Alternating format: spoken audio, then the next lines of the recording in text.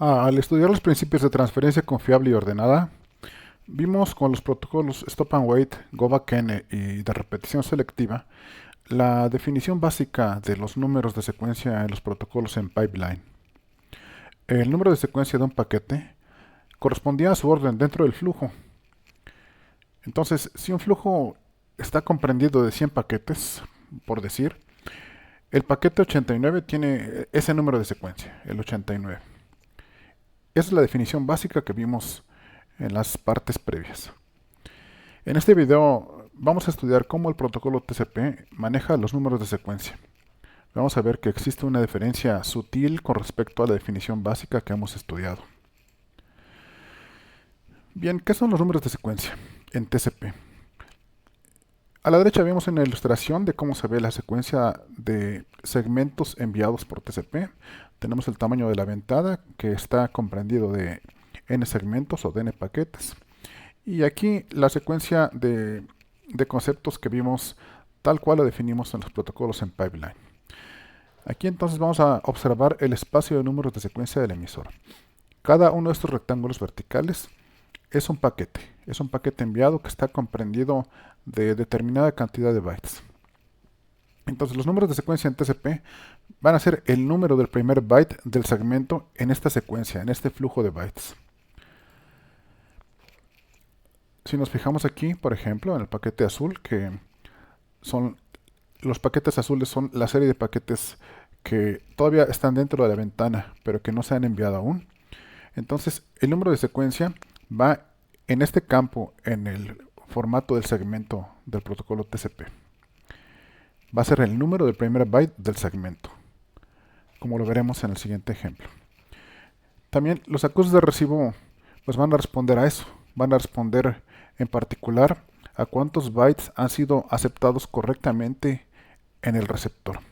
Los acusos de recibo van a ser el número de secuencia del siguiente byte que se espera del otro lado, o sea, en el receptor.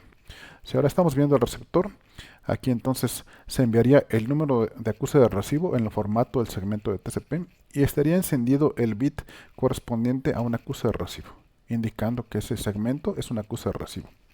Se manejan por definición acuses acumulativos, como opera el protocolo Go Back N. Aunque si hay segmentos desordenados que llegan al receptor, la especificación de TCP no dice cómo manejarlos. Quien implementa el protocolo TCP tendrá la responsabilidad de saber qué hace con ellos.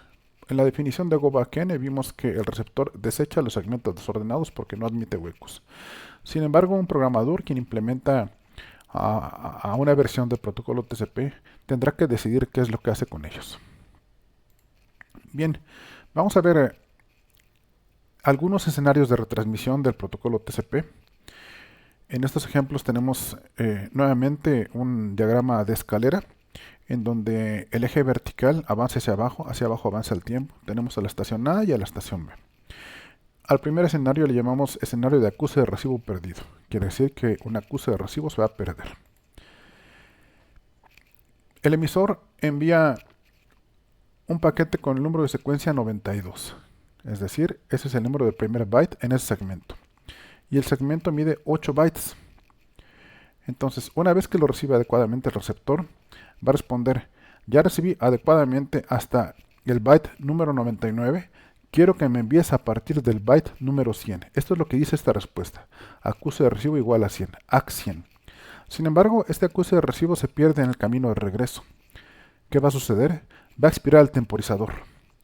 Una vez que expira el temporizador, lo que hace la estación A es retransmitir el paquete con número de secuencia 92 y 8 bytes de datos. E insiste la estación B: ya recibí adecuadamente hasta el byte 99. Quiero que me envíes el segmento que comienza con el byte número 100. Con estas sencillas palabras describo cómo operan entonces los números de secuencia y los acuses de recibo en TCP. Los segmentos entonces en TCP pueden ser de tamaños distintos, con un tamaño máximo de segmento que está determinado por la tecnología subyacente en la capa física, como veremos más adelante. El segundo escenario es un escenario que se le llama timeout prematuro. Quiere decir que el temporizador va a expirar antes de que llegue un acuse de recibo. Vamos a ver en qué consiste. Ahora El emisor envía dos segmentos, uno tras otro, el primero con número de secuencia 92, como en el ejemplo anterior, que mide 8 bytes, el cual llega adecuadamente al receptor. El segundo segmento que envía el emisor lleva número de secuencia 100. ¿Por qué? Porque 92 más 8 es 100. Entonces el siguiente segmento tiene que empezar en 100 y este mide 20 bytes. ¿Qué es lo que hace el receptor? El receptor, al recibir el primer segmento, dice: ya recibí adecuadamente hasta el byte 99, quiero que me envíes a partir del byte 100. Por eso el acuse de recibo es el acuse de recibo con parámetro 100. Al recibir el siguiente segmento, dice: ok, ya recibí adecuadamente hasta el byte 119, quiero que me envíes a partir del byte 120. Como vimos en la descripción del formato del segmento de TCP, hay una variable que se llama base de emisión. Como vemos, la base de emisión apunta, o su valor es, el primer byte en el segmento que no ha sido confirmado de recibido. Entonces, en el primer segmento es 92, en el siguiente 100 y en el tercero va a ser 120. Así va cambiando. Entonces, ¿qué sucede en el escenario de timeout prematuro? El temporizador para el primer segmento expira antes de que llegue su correspondiente acuse de recibo. La acción que toma el emisor va a ser de retransmitir el segmento en cuestión, es decir, el que inicia con el número de secuencia 92 y que mide 8 bytes de datos. Y entonces, ¿qué es lo que hace el receptor al recibir este segmento? Recibe ese segmento y dice: bueno, este ya lo recibí. Quiero insistirte, emisor, que me envíes a partir del byte 120. Reenvía entonces el receptor el acuse de recibo con número 120 y la variable base de emisión permanece con este valor.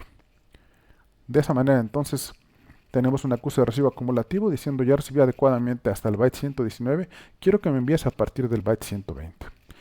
Eso sucedió con un timeout prematuro. Lo mismo que hemos visto, se retransmite el segmento en cuestión. Vamos a ver un último escenario que dice que el acuse de recibo acumulativo cubre la pérdida del acuse de recibo anterior. Es decir, se va a perder un acuse de recibo. Como en el escenario anterior, se envía el segmento con número de secuencia 92, 8 bytes de datos, el segmento con número de secuencia 100, 20 bytes de datos. ¿Qué es lo que hace el receptor al recibir el primer segmento? Responde con acuse de recibo número 100. Al recibir el segundo segmento, el receptor responde con acuse de recibo 120. Y como no ha expirado el temporizador para el acuse de recibo que se perdió, entonces el emisor lo que hace es enviar el siguiente segmento que espera el receptor. Número de secuencia 120 y en este ejemplo 15 bytes de datos. Aquí en este ejemplo no expira ningún temporizador. Por eso se llama así el escenario. Bien, es de esta manera como maneja el protocolo TCP, prácticamente cualquier versión de TCP, los números de secuencia y los acuses de recibo. Ahora voy a describir una función que viene acompañada de este funcionamiento, una función importantísima de TCP que va a permitir mejorar su desempeño. Esta también la implementó Van Jacobson en su artículo Congestion Avoidance and Control. Esta función se llama retransmisión rápida o fast retransmit de TCP. Vamos a ver en qué consiste. Tenemos a la estación A y a la estación B, nuevamente, que intercambian segmentos. La estación A envía el segmento con número de secuencia 92, 8 bytes de datos, como hemos visto en los ejemplos anteriores. El segundo, número de secuencia 100 y 20 bytes de datos, y envía 3 segmentos más. En total, la estación envía 5 segmentos.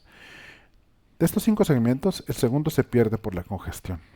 ¿Qué es lo que va a suceder? Bueno, el receptor va a responder con el acuse de recibo 100, pero como funciona en modo go back n, es decir, con acuses de recibo acumulativos, no va a aceptar los huecos. Como falta el segundo segmento, entonces hay un hueco. Al recibir el tercero, cuarto y quinto segmentos, el receptor responde con acuse de recibo 100. Ya recibí adecuadamente hasta el byte 99, quiero que me envíes a partir del byte 100. Y es lo que está insistiendo el receptor al emisor. Vamos a ver qué sucede entonces con esta función de retransmisión rápida. El segmento que se perdió es el segundo segmento. Su temporizador comenzó a correr en este punto, en donde señala con el ratón, y está programado para finalizar en este otro punto. Así se calculó con el timeout interval, como lo vimos en el video anterior. Entonces, sucede de que el receptor recibe 3 acuses de recibo duplicados. El primer acuse de recibo con parámetro 100 es el acuse de recibo original. Después, el siguiente es un acuse de recibo duplicado. El siguiente es otro acuse de recibo duplicado. Y el último es otro acuse de recibo duplicado. Esto tiene como nombre en TCP triple acuse de recibo duplicado. Entonces, una vez que sucede este fenómeno, es un indicador para el emisor de TCP. Algo está pasando. Después de que el emisor recibe 3 acuses de recibo duplicados, como se ilustra aquí, estos 3, el emisor decide inmediatamente retransmitir el segmento en cuestión, es decir, el que inicia con número de secuencia 100. No se espera a que expire el temporizador. Ahí está la retransmisión de dicho segmento. Entonces aquí está la definición de la función far retransmit. Si el emisor recibe 3 acuses de recibo adicionales para los mismos datos, como vimos aquí, entonces decide reenviar el segmento sin acuse de recibo, con el menor número de secuencia, el cual era el segmento con número de secuencia 100 y 20 bases de datos. ¿Por qué? Porque el emisor entonces va a concluir que es muy probable que el segmento que no recibió acuse de recibo se perdió, así que no tiene que esperar hasta que el temporizador expire. No tiene que esperar este tiempo que voy a señalar. De esta manera, si este evento sucede en muchas instancias, muchas veces durante la transmisión de un flujo de paquetes, el emisor va a ahorrar mucho tiempo y la velocidad promedio de transmisión, o sea, el throughput, va a incrementarse. Se va a aprovechar mejor el canal. Van Jacobson implementó entonces esta función también en los cambios que hizo al protocolo TCP en su trabajo de 1988. Hasta aquí llegamos en este video. Gracias por su atención.